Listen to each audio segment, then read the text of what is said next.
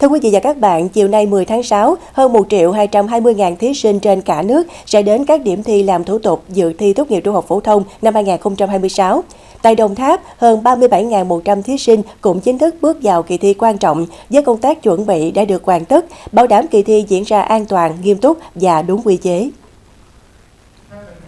Để bảo đảm kỳ thi diễn ra an toàn, nghiêm túc và đúng quy chế, Bộ Giáo dục và Đào tạo đã thành lập 34 đoàn kiểm tra công tác coi thi, 34 đoàn kiểm tra công tác chấm thi cùng các đoàn công tác của lãnh đạo Bộ trực tiếp kiểm tra giám sát tại các địa phương.